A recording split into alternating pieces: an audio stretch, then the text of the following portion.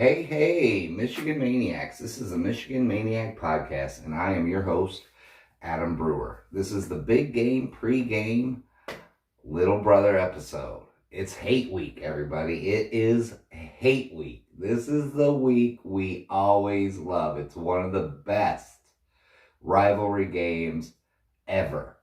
It doesn't matter what the record is, who it is, whatever. It is great. This is it. So, obviously, before we get into that, let's get into some of the housekeeping, of course.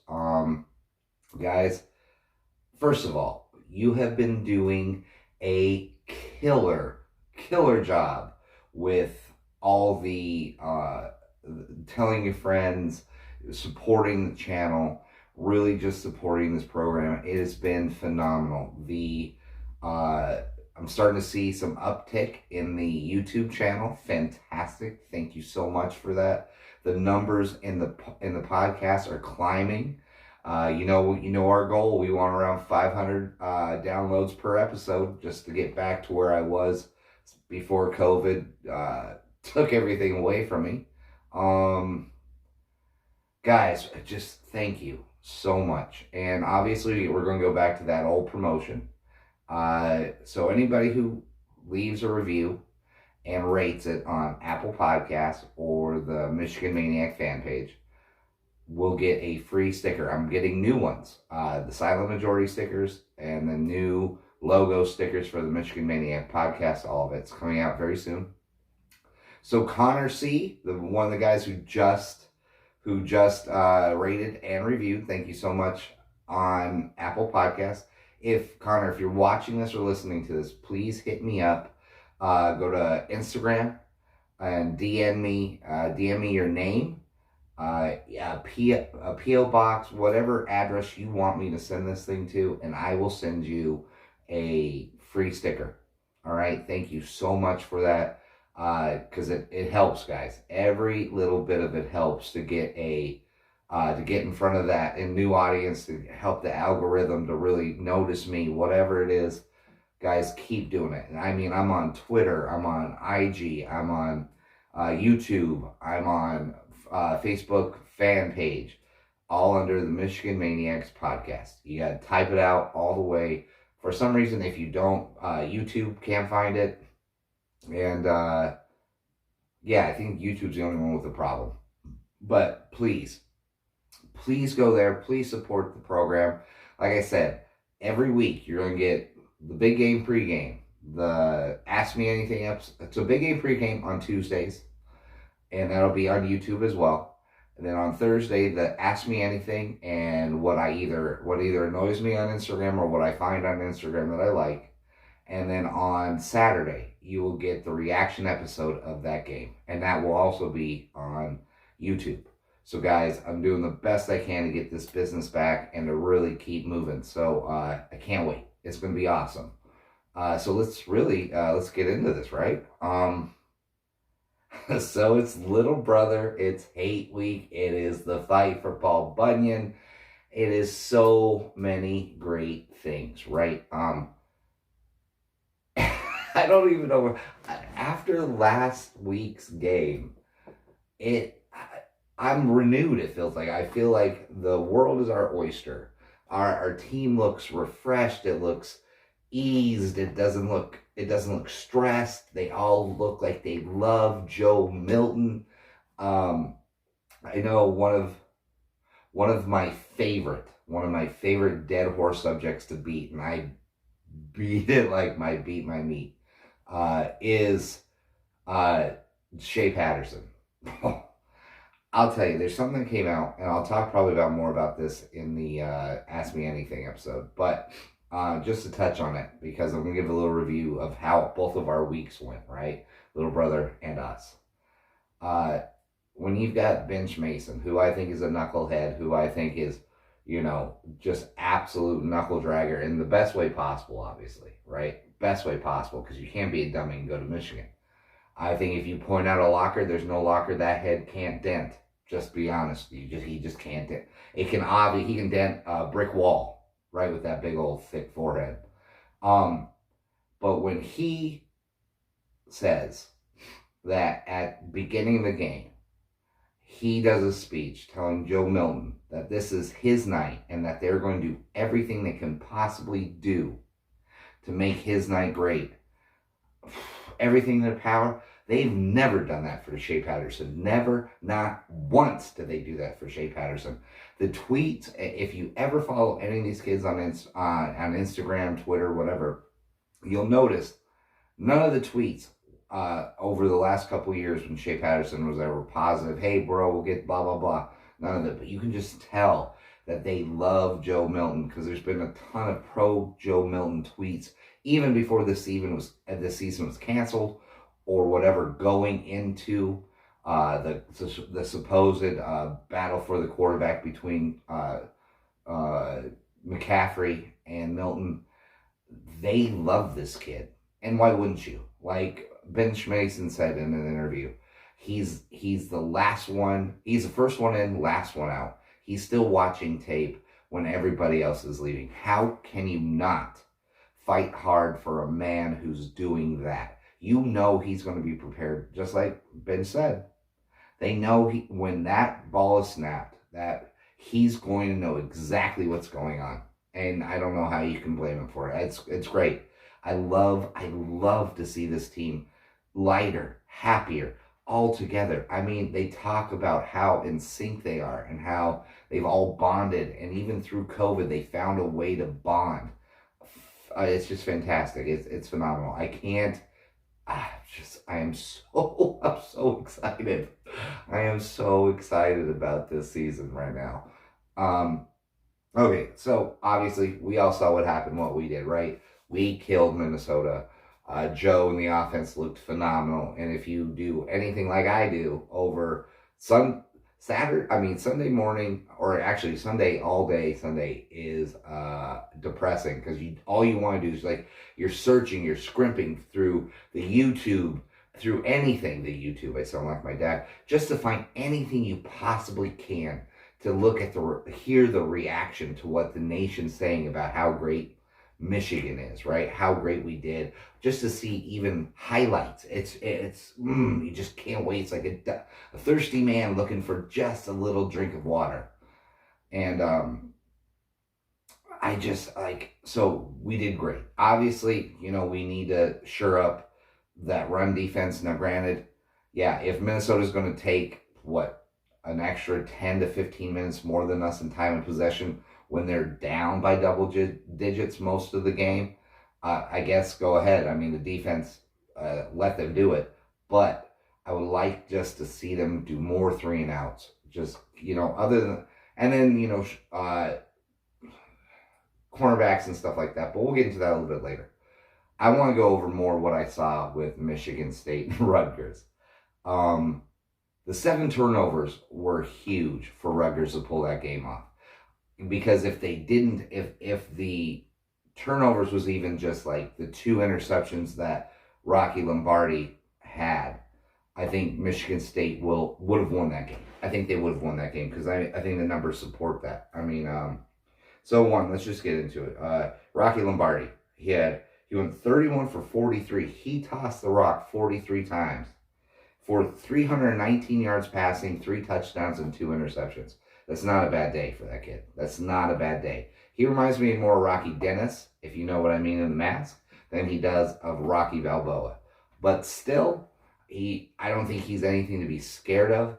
But if he can put up 319 against Rutgers, I don't think anybody should be worried about Rutgers. But that goes to show you that the turnovers played a huge part in, obviously, right? 7 turnovers. I don't think anybody can win a game when you give the rock over 7 times. And then because look at their wide receivers. They have 3 decent wide receivers, I'll say. They have decent wide receivers. Granted, now this is against Rutgers. So, bear out the numbers. But Jaden Reed, 11 catches for 128 and 2 touchdowns.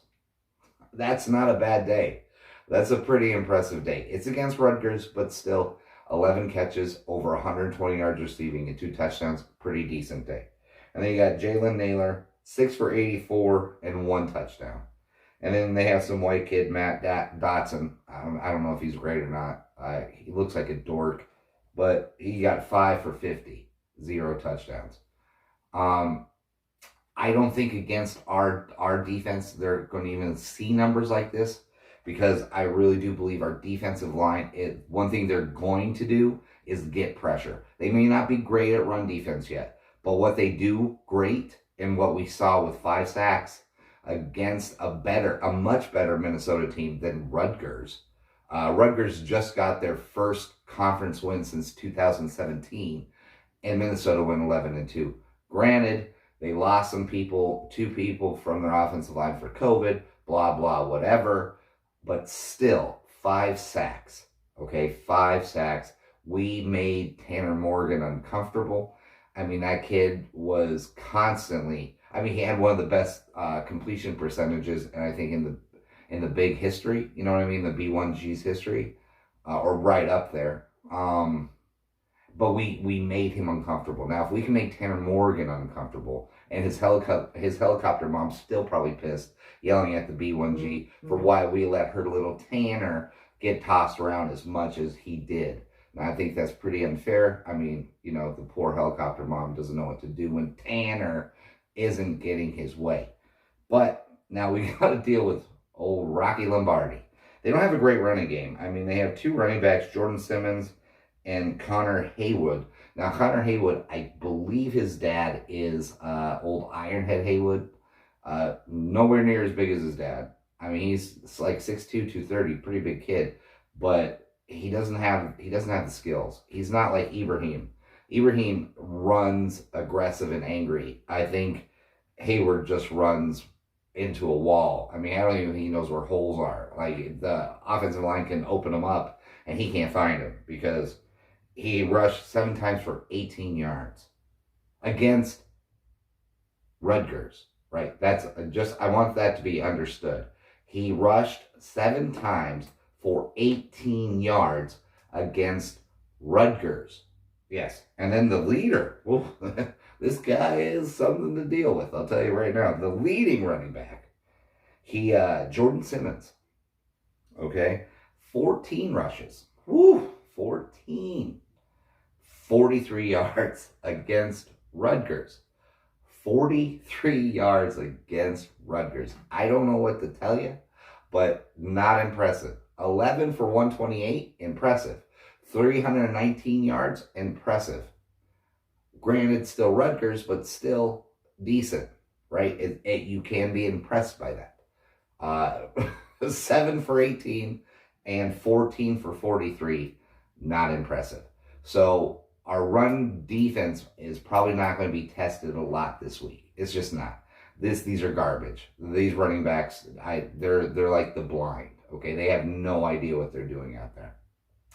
Now, granted, if we do not come to play, this is a rivalry game. Throw the record books out the window, as they say. Because there's one thing we do not want to do is try and live down or explain to all our friends after we bust their nuts all week long that somehow we lost to Michigan State, to Little Brother. And there's no way. If there's so many uneducated fan bases that annoy the hell out of me. Ohio State's one of them, but at least they're not uneducated. They at least understand the rivalry. They understand what can happen there. They're very arrogant what goes on, but why shouldn't they? Little Brother fan base is one of the most disgusting fan bases I've ever run into. Uneducated, stupid. When you can go to East Lansing and you can major in bum fights. That's right, bum fights. When in chemistry, they help you light the water on fire. I mean, I would assume, I don't know. I know that's Flint, but still it's East Lansing. I mean, come on. They have the ugliest uniforms, the ugliest people. Dumb. I've never been let's put it this way. I've never been in a good conversation with somebody who's a Michigan State fan if it's about football. Basketball, sure. They've got the pedigree in basketball. I'm not going to argue that. But football, have you ever talked to like your dumbest family member? That's what it's like when you talk to a Michigan State fan about football. They act like they know something. They really do. And they actually believe that this rivalry has been close its whole existence. No. I have an episode about a year or two back breaking down the whole little brother thing, and I may just re-release it so you guys can listen to it. I break down everything about why little brother is a joke. I mean, the only reason why little brother existed for 8 years to even be decent was because we sucked. That's right, because we chose Rich Rod, and then we followed that great decision up with Brady fucking Hoke. That's right, Fred Flintstone of college football. We followed with Rich Rod, Mr. Fast Break Football. And that was the time that Michigan State became decent. You want to know why? Because all the kids that we normally got went to Michigan State because they didn't want to play fast break football. So with that being said, sorry, I thought I heard something. It's ridiculous. They are ridiculous. They annoy me so bad. So, but that's neither here nor there. They have no good defense right now. I mean, they're well, I guess their linebackers get a lot of work because I think their defensive line sucks. Pannershak, Caleb. You want to know how he spells Caleb? Jacub. Caleb. I mean, Jacob. Oh my God. Maybe I should go to Michigan State. That was pretty dumb. Caleb. I'm thinking of my brother, apparently. Jacob Pandershot. Cub. I guess that's what threw me off. Jacob. I don't know. Maybe it just sticks with me. And maybe even talking about little brother makes me dumber. Because obviously I normally wouldn't have tripped over something so easy. They're awful. He had, by the way, only one tackle. One tackle against Rutgers. Now, their linebackers had, two of them had 7 tackles so together, right? Their safety had 6 solo tackles, 1 sack, 1 tackle for loss, and I even think someone got an interception in there. I mean, who cares, right? Obviously the turnovers did everything, because if you look at Rutgers' offense, Verdal, their quarterback, went for 18 for 29 for 169 and 1 touchdown, 1 interception. Ran the ball for 9 for 24. 9 for 24 and 1 touchdown. And then the running back, Pacheco, actually a pretty good player for Rutgers. He ran the ball 19 times for 61 yards and 2 touchdowns. So not bad, but still 7 turnovers helps always, and drives, and increases your ball, your ball placement, your time of possession, and maybe where you get the ball, and it just always helps. I mean, it's a killer not to be able, if you turn the ball over, sometimes you're going to lose. I don't know why I was tripping over that, but still, that's how it goes. Now, let's go with the position breakdown. I mean, obviously, we're going to go with Milton. I mean, nobody's talking about Rocky Lombardi. Everybody's talking about Milton. You look at Milton, he exudes confidence. He understands a much more complex offense than Rocky Lombardi. I think they actually draw plays out on the ground. Over there at Michigan State, I don't know what they're doing, but it's... So, plus Milton's so much cooler looking. Look, Rocky Lombardi. He's the epitome of a Michigan State student. Just look at him. 2, running game, I'm going to give it to us. Obviously, look at the big plays we've had. I think we had more big plays in last week's game than we did all of last year, or something crazy. I don't know the exact stat. I should have written it down, but still, it's something ridiculous. Michigan looked fantastic, right? Our running game's much better. I mean, 2 of our guys, one broke a 66 or 64 yard run, and then Charbonnet ran for 70 yards off. I mean, and their running backs together, 70 yards maybe. No, not even. I mean, 60-something yards. Come on, get out of here. It's embarrassing. Wide receivers, I may just give him the wide receiver thing only because we hit so many. Now, if you're going to say for yards, who's going to have more yards? Maybe whatever his name is, Reed, Naylor, and Dotson.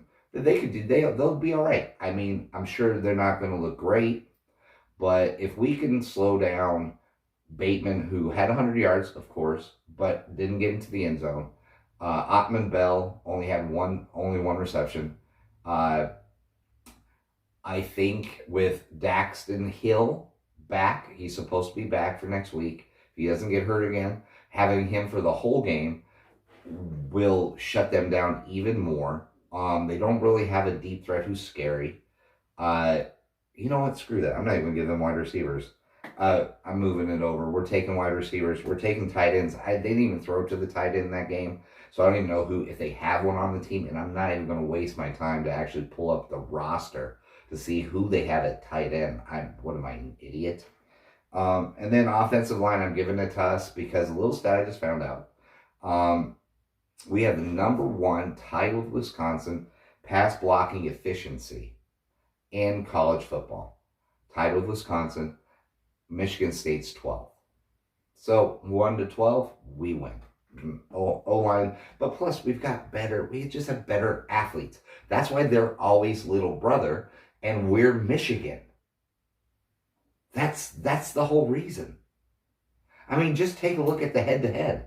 Just take a look now that Harbaugh's back. Look at the recruiting. Look at everything that's going on now that we're good again. It supports everything I've said before, so I'm not doing it. D-line, come on. Hutchinson, Jeter, Pay, the chubby-faced assassin, Carlo Kemp. Much better defensive. I mean, we had 5 sacks against a much better team in Minnesota, and I think they had 1 sack against Rutgers. Like I said, I'm going to keep emphasizing that because I want people to let that sink in. They lost to Rutgers, turned the ball over 7 times, had maybe 1 sack and 1 interception against the offensive juggernaut that is Rutgers. So obviously defensive line.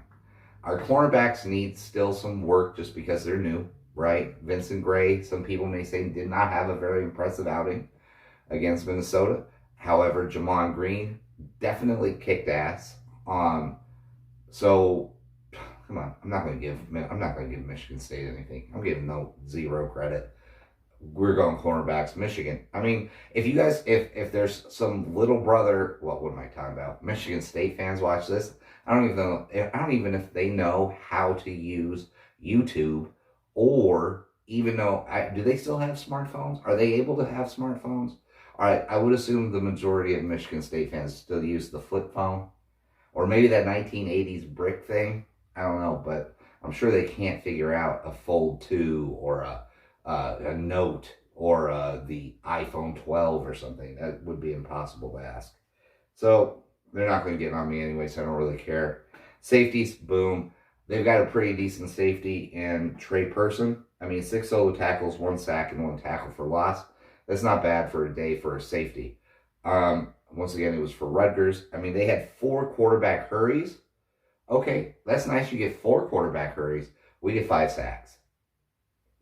I'd rather have the sacks. Give me a break. I mean, even our second string defensive linemen are better than their starters. Caleb, a.k.a. Jacob Pinashak or whatever the F that kid's name is nowhere near as good as even Julius Welshoff. Did you see that beast in that Minnesota game? Just take a look at how he crushed the quarterback on that hurry by Cam McGrone. I mean, vicious. Please. So we get them in all categories. We're going to win. I would say that my offensive and defensive MVPs, obviously I'm going to go with Joe Milton. I just think this is his year. I've been a huge fan of Joe Milton. You know that. I've told you that many, many times. I think he's a culture changer. I've said that plenty. I mean, now even more and more evidence is coming out that the team loves him and is backing him, and you really get to see, the coaches love him. You even get to see how a team really, really reacts when you have somebody they believe in. And quarterback's that one position that you need to have faith in, you need to buy into. Shea was never the guy. And when your whole wide receiving core hates the quarterback, which I would assume was what happened last year, because just look at many, many different games. DPJ disappeared through some of them, ran bad routes through some of them. Tariq Black, same thing. I think those two, I think Tariq Black was the cancer. He seemed like a very nice kid, and I'm sure he is outside of football. Obviously has a hard time at Texas too, since 24/7 Longhorns. I talked about it in an earlier episode. He'd been held out of the game for disciplinary actions because of attitude. And they said, well, what was going on? Which problem was he having? And they said, pick one. So anytime that a coach says pick one, I don't think that's a great comment on your personality, on your person. So I would assume Tariq Black was the cancer in that locker room last season, and Shea didn't help anything by golfing most of off season. When Joe Milton's in the staying in Ann Arbor, working with Devin Gardner, working with Ronnie Bell, learning the playbook, understanding it, mastering it. Shea's golfing. That's all you need to know about 2019 to probably what we have in 2020. So Joe Milton, 20 for 25, 275, 3 touchdowns, no interceptions, our offensive MVP. Then I'm going to go with Michael Barrett. There's plenty of guys I think that could do something. I mean, I think it might be just a safe pick for me, just because how dominant Michael Barrett was. But like I told you, I've compared him. I've seen it, and I'm going to put this up for Ask Me Anything, but I'll compare more of Michael Barrett to Peppers and Hudson. I think you marry those two together, you mix them up, and you really produce Michael Barrett. And there's a few tweets that prove it, right? That coaches have said, comparing him to Peppers. I'm going to see if I can find anything examples that I can really nail down about Hudson. But I think this kid is the absolute, he's a beast. He's going to, we already have 2 amazing linebackers, and Ross, who got an interception and led the team in tackles against Minnesota, and then Cam McGrone, who is a dynamo. And then you throw Barrett in there, unbelievable. But I'm going to go Barrett with the defensive player of the game. 8 solo tackles and 1 sack. That's what I'm doing. Going with that, I think obviously we're going to win this game. We're going to win it fairly easy. Michigan 54, little brother 17. So guys, remember, thank you so much for everything. Tuesday and Saturdays, the big game pregame and the reaction episodes will be out on YouTube. Ask Me Anything is on Thursday, so guys, get your questions in at least by Wednesday, please. Or early Thursday morning for Ask Me Anything. Also, new stickers are coming out soon, and Connor C, please DM me, give me what address you ever want me to use, what name, I don't give a crap, I want to send you a free sticker. Guys, if you leave a review, if you rate it on iTunes or the Facebook fan page, I will give you a free sticker.